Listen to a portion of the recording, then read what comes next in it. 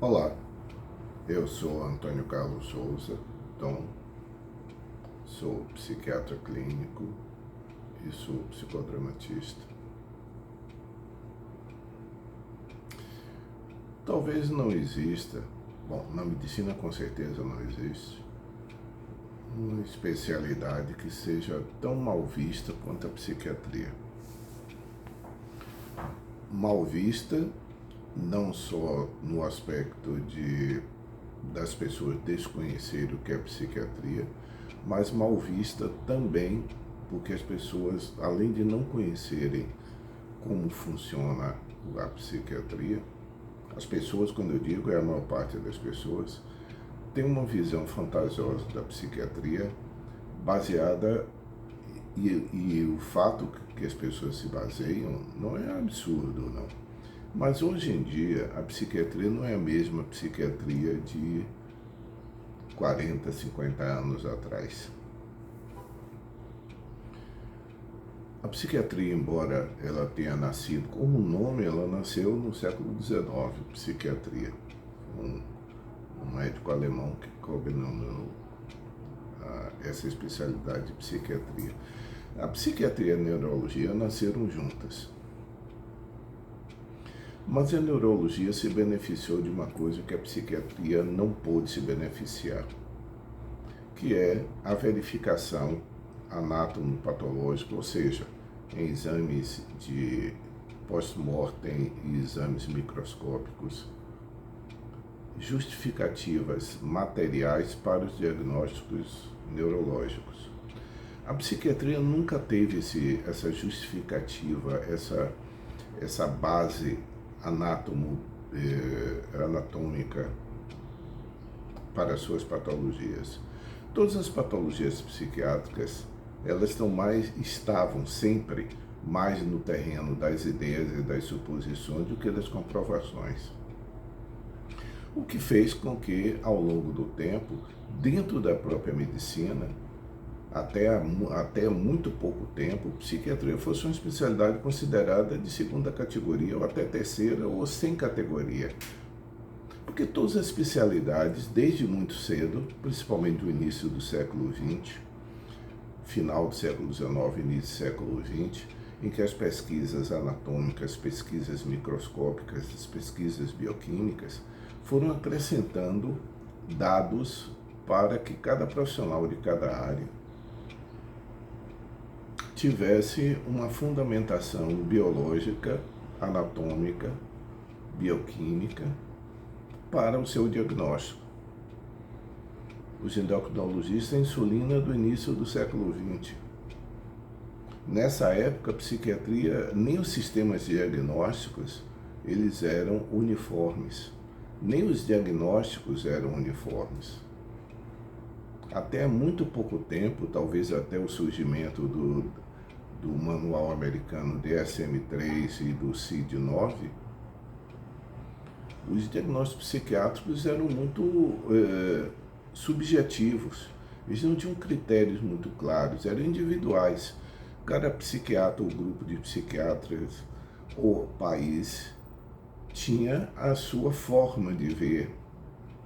E como essas formas de ver não eram fundamentadas em base biológica, o resultado é que passava para todas as pessoas não psiquiátricas a ideia de que o conceito psiquiátrico de doença era vago, eram suposições, não tinha, era simplesmente convicções teóricas, mas sem base prática.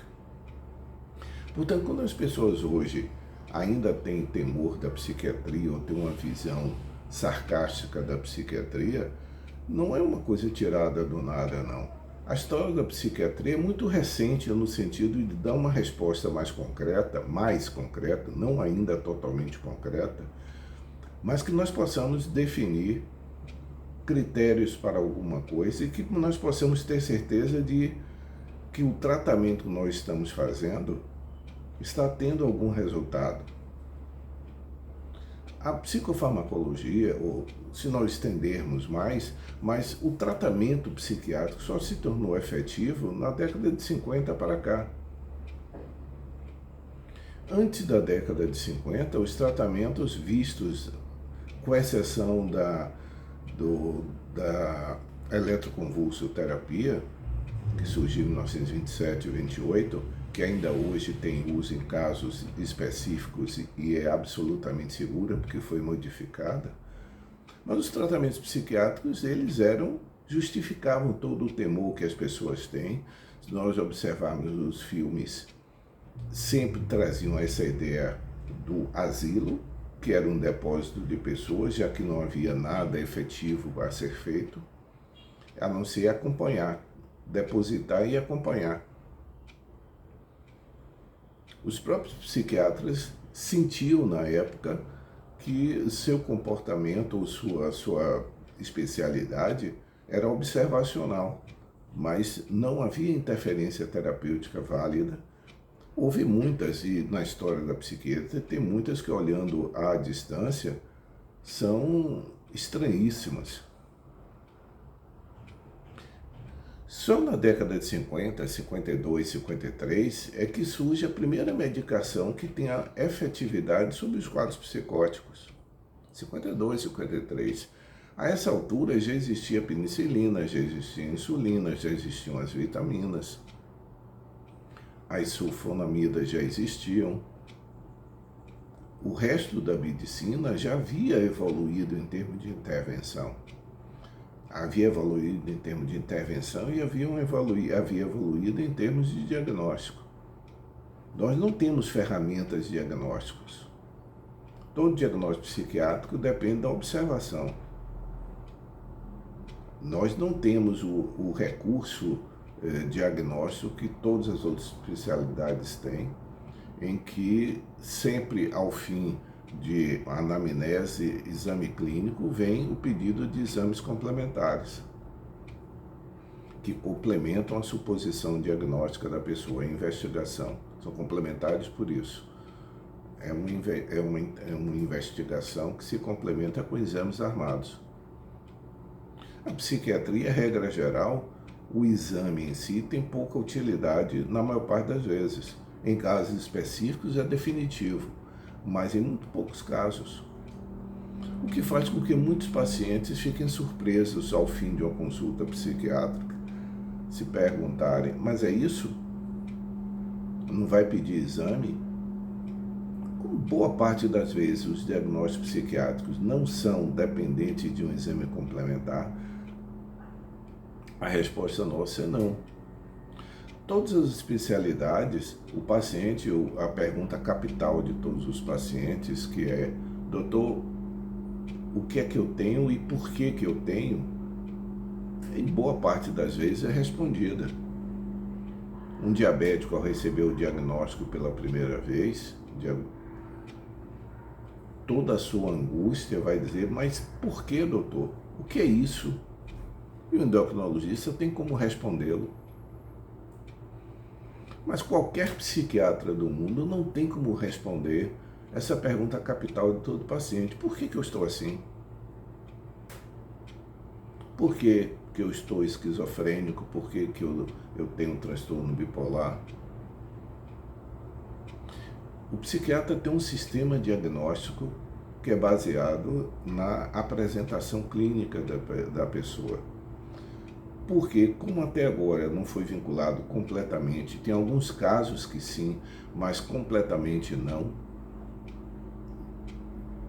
Se nós formos seguir o resto da medicina, nós jamais diagnosticaríamos, porque não é, usando uma expressão técnica, mas que eu vou traduzir, o diagnóstico psiquiátrico não é etiológico, ou seja, não é causal. Por isso que essa pergunta, por quê, jamais pode ser respondida por um psiquiatra. A resposta dele será sempre um conjunto de fatores que nós supomos que pode ter levado a isso. O patrimônio genético, a ambientação da pessoa, o histórico, mas determinar que é a causa, não. Por isso que estranha, como se fosse uma invenção imaginativa do profissional psiquiátrico, que aplica na pessoa essa imaginação e reconhece algo que só ele vê.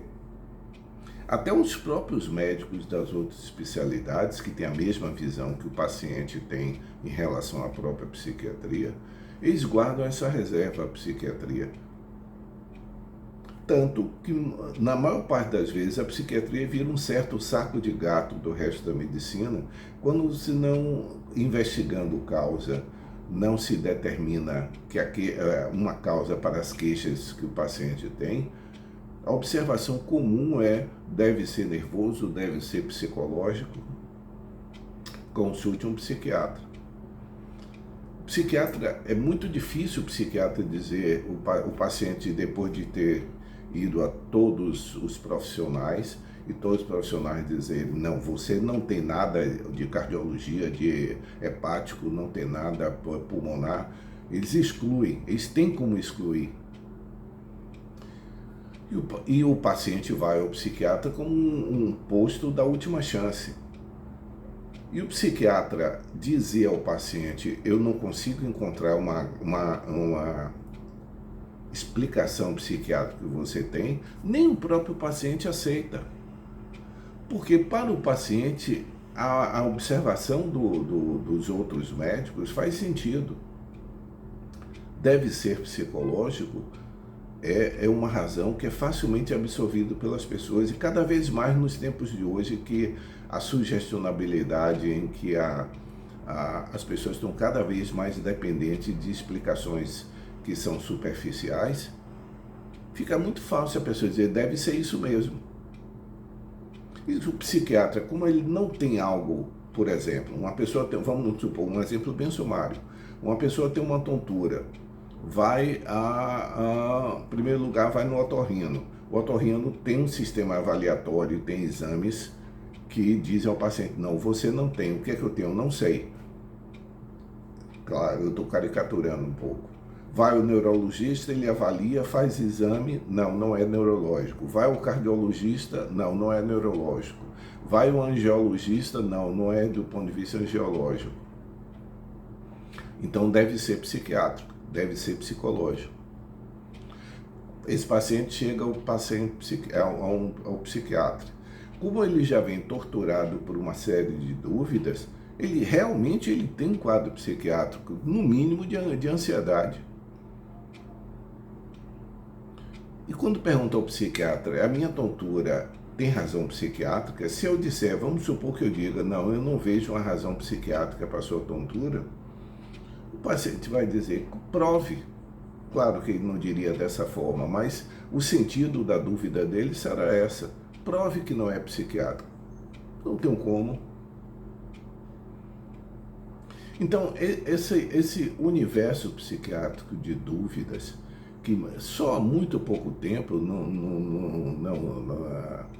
DSM-3 é de 1980, se não me engano, que o sistema classificatório, o CID-9 de 80 e poucos, em que muda para ter um critério mais definido diagnóstico, a compreensão de como funcionam os remédios é da década de 60 para cá.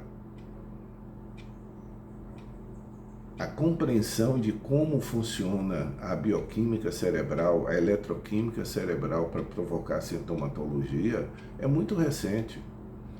E essas respostas não estão consolidadas e não chegaram também ao público.